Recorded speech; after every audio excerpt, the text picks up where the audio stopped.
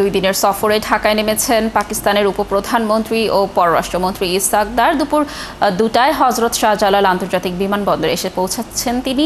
এই বিষয়ে আরও তথ্য জানানোর চেষ্টা করব। আমাদের সাথে যুক্ত হবেন সহকর্মী সুফিয়ান ফারাবি। ফারাবি, আপনি তো এয়ারপোর্ট থেকেই ইসাক দারের সাথে ছিলেন।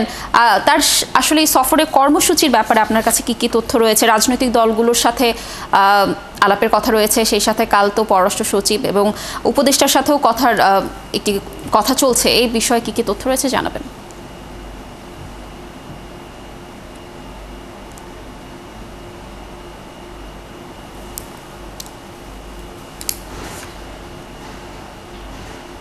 লাবণী, আসলে এই বিষয়ে আসলে একটু গোপনীয়তায় বজায় রাখা হচ্ছে। আমরা যেমনটি মনে করছি এখন পর্যন্ত কিন্তু 5টি যেসব চুক্তি হবে এই চুক্তিগুলো সম্পর্কে ধোঁয়াশা রয়েছে।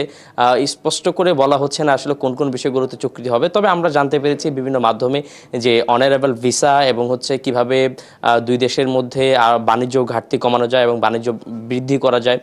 সেই সাথে হচ্ছে দুই দেশের গণমাধ্যমের মধ্যে যেই একটা গণমাধ্যমের মধ্যে একটা সমঝোতা স্মারক হওয়ার সম্ভাবনা রয়েছে, অর্থাৎ পাকিস্তান টেলিভিশন অ্যান্ড হচ্ছে বাংলাদেশের যে বিটিভি রয়েছে, বিটিভির মধ্যে একটা সমঝোতা স্মারক চুক্তি হওয়ার কথা রয়েছে এবং এইরকম কিছু শোনা যাচ্ছে।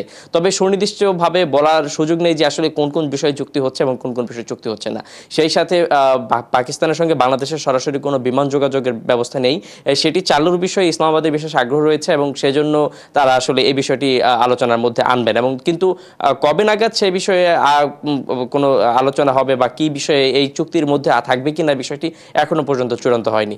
আজকে রাতে একটি ডিনারের আয়োজন করা হয়েছে পাকিস্তান হাইকমিশনের পক্ষ থেকে। তবে সেখানে কিন্তু গণমাধ্যমকে অ্যালাউ করা হচ্ছে না, গণমাধ্যমের প্রবেশাধিকার সেখানে নেই। এবং আমরা যতটুকু জানতে পেরেছি বিভিন্ন মাধ্যমে রাজনৈতিক ব্যক্তিবর্গ, রাজনৈতিক বিভিন্ন থিঙ্ক ট্যাঙ্ক এবং হচ্ছে গণমাধ্যমের শীর্ষ বেশ কিছু কর্মকর্তার সঙ্গে তাদের বৈঠক হওয়ার সম্ভাবনা রয়েছে।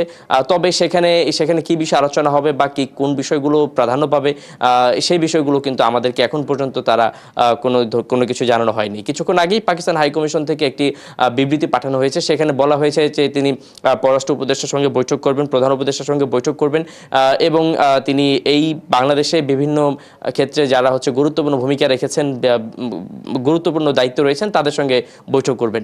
এবং তিনি যখন বিমানবন্দরে পৌঁছান তাকে পররাষ্ট্র সচিব আসাদ আলম সিয়াম তাকে অভ্যর্থনা জানান এবং তার সঙ্গে পাকিস্তান থেকে বাংলাদেশের যে রাষ্ট্রদূত রয়েছে ইসলামাবাদ কর্মরত, তিনি ঢাকা এসে পৌঁছেছেন, এরকম কিছু তথ্য জানানো হয়েছে।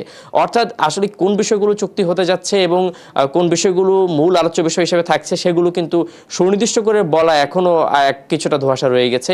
তবে অনারেবল ভিসা যে পাচ্ছে দুই দেশের সরকারি পর্যায়ে এবং যাদের পাসপোর্ট, যাদের হচ্ছে সরকারি এবং হচ্ছে কূটনৈতিক পাসপোর্ট রয়েছে, তো এই বিষয়টি মোটামুটি চূড়ান্তভাবে বলা যাচ্ছে এবং গণমাধ্যমের সঙ্গে একটি সমঝোতা স্মারক হতে যাচ্ছে, চুক্তি স্বাক্ষর হতে যাচ্ছে, এই বিষয়টি এখন পর্যন্ত বলা যাচ্ছে।